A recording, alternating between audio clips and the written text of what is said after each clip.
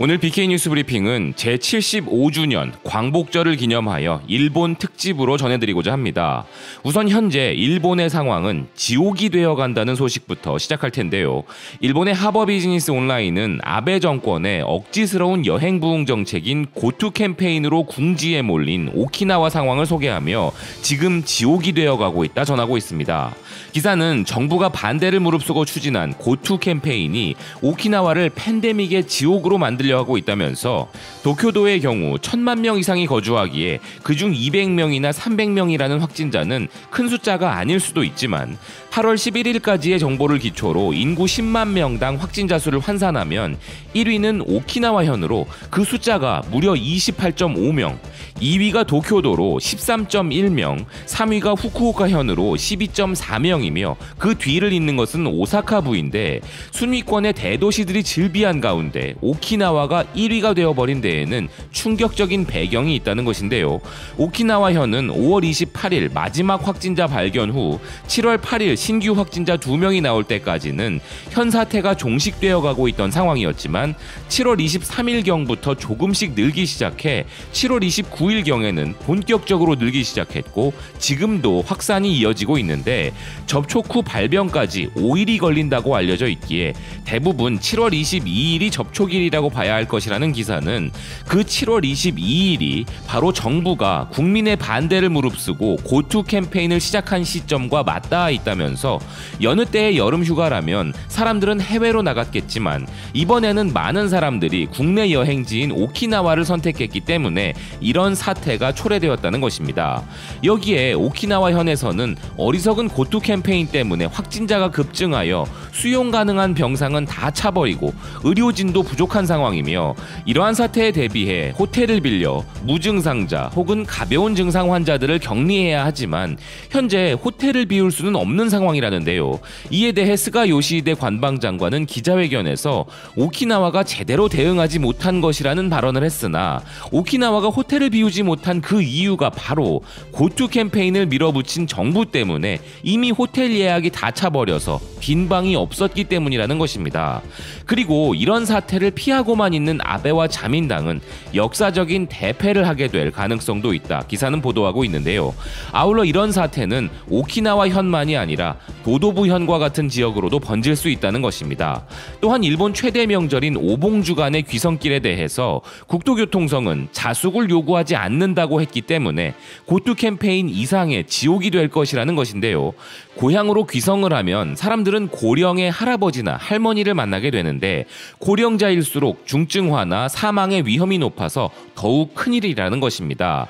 상황이 이러함에도 아베는 마치 여름 휴가를 받은 것처럼 스테이홈을 하는 상태라면서 이대로라면 일본의 폭발적인 확산세는 필연이라 기사는 비난하고 있는데요. 마이니치가 전하고 있는 다음 기사를 보면 사태의 심각성과 황당함이 느껴집니다. 발열 체크 등의 방지책을 철저히 하는 것을 조건으로 시작된 고투 캠페인이 생각지도 못한 법률의 벽에 가로막혔다는 것인데요. 그것은 바로 투숙객이 발열 등의 건강상의 문제가 있다는 이유로 숙박을 거부하는 것을 금지하는 여관업법이 있다는 것입니다. 그래서 철저한 체크를 해야 하는 부분과 법률 저촉 사이에서 여관업계가 골머리를 앓고 있다는 기이한 상황이라는 것인데요. 여관업법상으로 호텔이나 여관은 투숙객의 숙박을 거절할 수 없고 거부할 수 있는 상황은 명백한 전염병으로 한정되어 있기에 따라서 확진이 분명한 경우라야 거부할 수 있는 것인데 그렇기 때문에 설령 고열이라 할지라도 양성 판정을 받은 것이 아니라면 숙박을 거부할 수는 없다는 것이죠. 여기에 일본의 군소정당인 국민주권당은 일본 전역을 공포에 떨게 하고 있다는데요. 이 당은 현재 도쿄 시부야 한복판에서 마스크는 필요 없다면서 노마스크를 외치는 시부야 클러스터 페스티벌을 열고 있으며 현재 팬데믹은 그냥 감기일 뿐이라고 외치고 있다는 것입니다. 여기서 끝이 아니라 일본이기에 가능할 법한 소름 끼치는 일은 또 있다고 합니다. 그 소름 끼치는 일은 바로 PCR 검사를 받았다는 이유만으로 직장에서 해고될 수 있다는 말도 안 되는 상황인데요. 머니보이스는 PCR 검사를 받으면 구조조정 대상이 되는 차별이 일본 경제를 죽음으로 내몰고 있다 보도하고 있습니다. 기사는 전부터 일본에서는 팬데믹 자체보다는 속수무책인 아베 정권 하에서라면 경제적으로 먼저 피살되는 것이 아닐까 하는 위기감이 있었는데, 이제는 거기에 더해 이 나라에 사는 사람들의 삐뚤어진 발상과 폭거에 의한 차별로 목숨을 빼앗길 수 있는 상황에까지 이르러버렸다 보도하고 있습니다. 현재 아베 정권은 강료들 사이에서 고투 캠페인은 좋지만 오봉주간의 귀성길은 안 된다고 했다가 또다시 상관없다고 했다가 하는 등 일관성이 없는 거의 이해 불가능한 발언이 난무하고 있으며, 국민들 사이에서는 불안감에 기인한 팬데믹 차별이 표면화되고 있다는 것입니다. 대도시에서는 확진에 대해 아랑곳하지 않고 제멋대로 하는 무리들이 존재하는 가운데, 지방에서는 반대로 과도한 불안감으로 외부인을 배제하는 움직임이 나오고 있으며, 이는 과거 에도 막부 시대부터 존재했던 특유의 따돌림 왕따 문화가 다시 그 모습을 드러내고 있다는 것입니다. 외부 차량에 번호판을 달고 있는 차량을 공격하는 등의 감염 여부에 전혀 관계없이 외부인이라는 이유로 철저히 배제했던 중세 마을 사회의 상황이 현재 또다시 재현되고 있다는 것인데요. 그리고 또 하나의 참상 중 하나는 검사를 받겠다는 말을 한 것만으로도 일자리를 잃을 수 있다는 것입니다.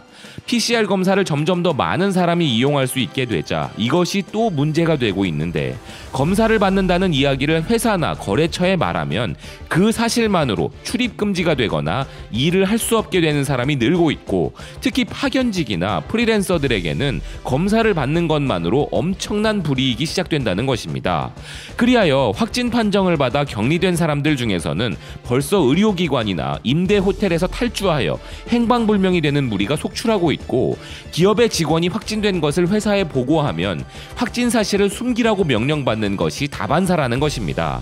끝으로 기사는 이 상태로 가을을 맞이하면 일본 경제는 대책 없는 정부와 확산될 팬데믹에 더해 일그러진 국민 감정에 유례없는 시너지 효과까지 겹쳐 엄청난 괴멸 상태가 될 것 같아 공포스럽다 전하고 있습니다.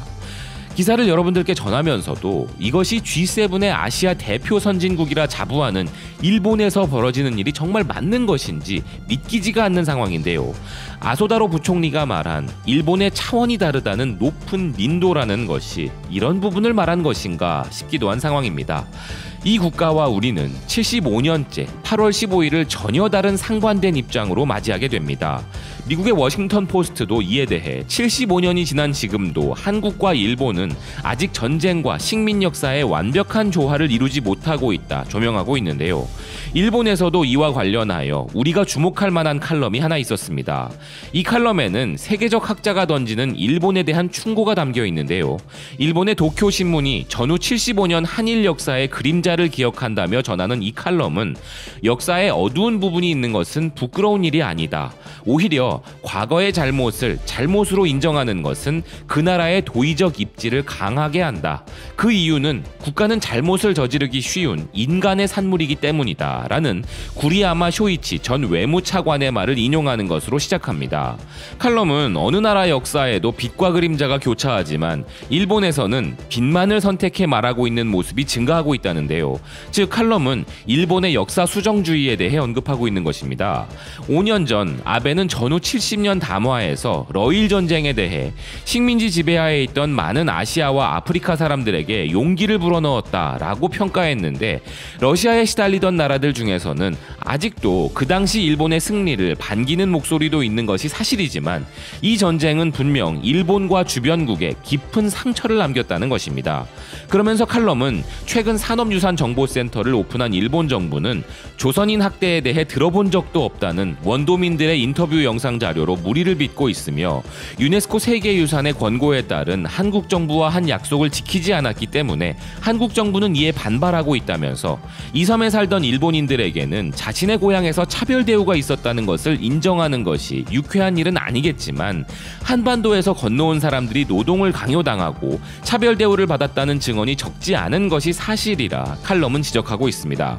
아울러 현재 문제가 되고 있는 한국의 대법원 판결로 한일 관계가 꼬인 꼬인 것도 마찬가지라면서 일본이 법과 협정을 이유로 뿌리치기 전에 당시의 고통에 공감하는 자세를 보였더라면 상황은 달라졌을지도 모른다면서 한국이 과한 반응을 보이는 측면도 있지만 과거의 경위를 따져보면 일본이 먼저 역사에 겸허해질 필요가 있다는 것이라 필자는 이야기하는데요. 그러면서 칼럼은 퓰리처상 수상작 총균쇠의 저자이자 세계적 문화인류학자인 제러드 다이아몬드가 일본에 하는 충고를 전합니다. 최근 그는 감정이 없는 사과문을 몇 번을 읽어도 상대방은 납득하지 않는다. 한국이나 중국이 일본을 믿고 두려워하지 않도록 끊임없이 대화해야 한다라고 말했다는데요. 그는 이전에도 우리 국내에서 벌어진 기자간담회에서 일본은 폴란드에 무릎 꿇고 사과한 독일에게 배워야 한다고 언급한 바 있습니다. 그리고 한국과 일본이 함께 팬데믹을 극복하는 공조를 하기에는 앞서 전해드린 바와 같이 그 격차가 너무 커서 실현이 거의 불가능해 보이긴 하지만 그는 최근에 팬데믹이 한일 간 공조를 강화할 수 있는 계기가 될 것이란 주장도 했었는데요. 칼럼은 끝으로 발을 밟은 사람은 밟힌 사람의 고통을 잘 모른다면서 전후 75년이 지나도록 역사를 둘러싸고 또다시 상대방의 발을 밟는 행위를 반복하고 있는 것은 아닌지 멈춰서 생각하고 싶다 전하고 있습니다. 기억에 남을 정도로 최악의 한일 갈등 상황을 또 한 번 맞게 된 광복절임에도 일본의 변화는 전혀 감지되지 않기에 더욱 씁쓸하게 다가오는 칼럼의 내용이 아닐 수 없다는 생각입니다. 광복절을 맞이하는 BK 뉴스 브리핑은 여기까지입니다. 시청해주셔서 감사드립니다.